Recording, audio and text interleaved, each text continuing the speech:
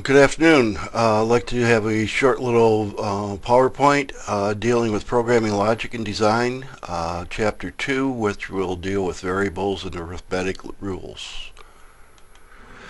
What we'll talk about is declaring and using variables and constants within a program, and then the second portion will be the arithmetic operations within programming.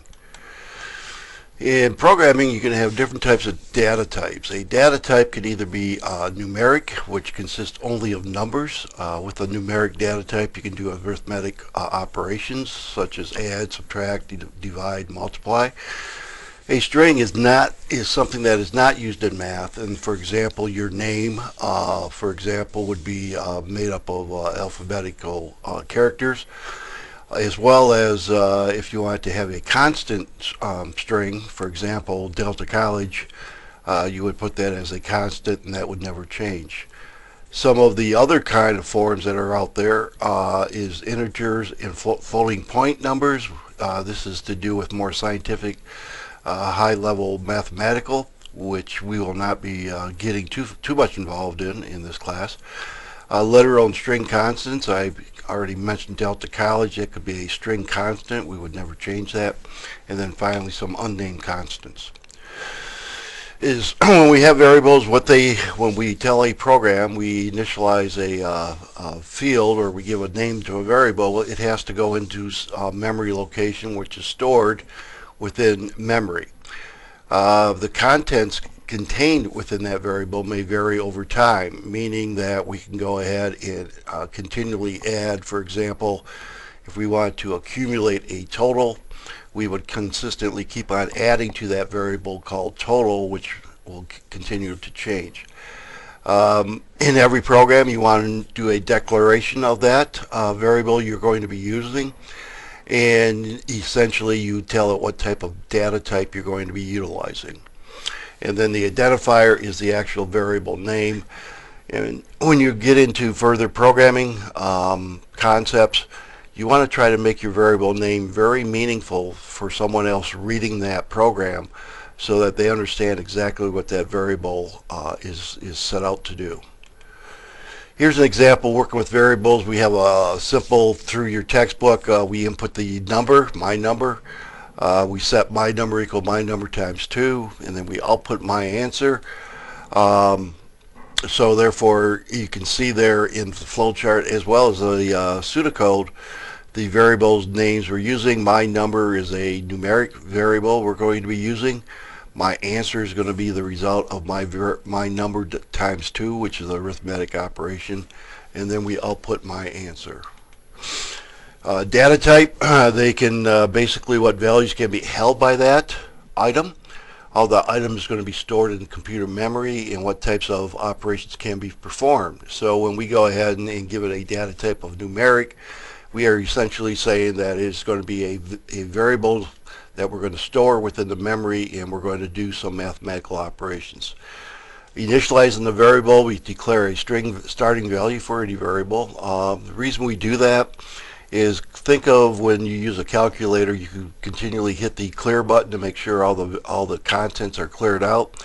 Same thing here. If we're going to have a variable, for example, let's say we want to use a variable name called total, T-O-T-A-L, we would go ahead and in our initial process, we would set that total, T-O-T-A-L, equal to 0, so that starts with a 0 value. Garbage is variables unknown value before initialization. So essentially we could go ahead and have a variable that we use, but it has unknown value at the beginning, and we'll see that shortly. So here we have declaration, my number, my answer. So there we're basically declaring to the processor that we're going to be using two variables. We're going to input my number, which is going to be a number that we're going to be in, and set my answer. My answer is that undeclared variable, meaning that we're going to move a value into that variable called my answer. So what was previously there, we're going to replace it by, after we do the calculation, my number times 2, and then we're going to output the answer in the pseudocodes on the right hand side. Naming conventions, try to make them reasonable and descriptive. Some programming language have different type of creativity. Languages mostly they allow letters and digits.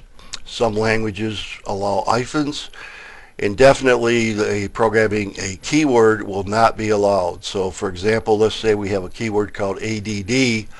If you try to use that as a variable, it will not let you go ahead and do that. It will stop you. And variable names are case sensitive. Here's a concept, camel casing, which basically means that you have a variable, and within the middle you capitalize. So for our hourly wage, we have a little hump in the middle, call it with a W. Be descriptive, must be one word, must start with a letter, and should have the appropriate meaning. Assigning variables, values to variables. Here are assigned statements that answer equals my number times 2. The assignment operator for that equation that we just did, equal sign, always operates from right to left. A valid, set some number equal to 2. Set some other number equal to some number. That would be 2 valid. Invalid is where you have set 2 plus 4 equals some number. The 2 plus 4 needs to be to the right of the equation sign. The data types, numeric, it can hold digits, can perform mathematical operations on it. String variable can hold text, letters of the alphabet, and special characters such as punctuation marks. Type safety prevent assigning values of incorrect data types. So make sure that whatever values you're utilizing, that you declare them and make them appropriate. Declaring names constant. A name constant, similar to a variable, can be assigned a value only once. Assign a useful name to the value that will never change during program execution. So for example, name of college, that will be a variable name. Name of college is equal to, quote, Delta College, end quote. That will always remain that way throughout the program's execution. So if you ever wanted to print that, that's the constant. If you want to print that variable, that is what you would print. A magic number is an unnamed constant. For example, use tax amount equals price times sales tax amount. Instead, tax amount equals price times 0.06. That sales about tax amount, we would want to go ahead and make sure we name that constant, and we put in the value of 0.06.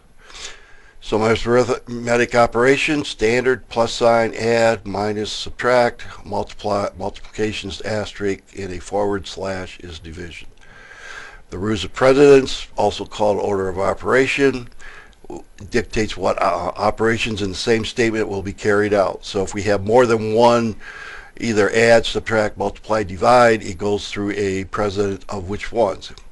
Expressions within parentheses are evaluated first. Multiplication, division are evaluated next from left to right.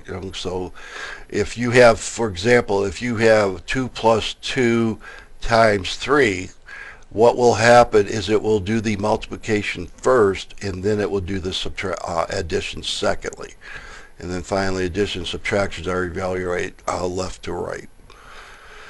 Left to right association, operations with the same precedence take place from left to right. So if you have two multiplications, for example, 2 times 3 times 4, it will do the 2 times 3 first, and then the result of that operation, then it will multiply it by the times 4.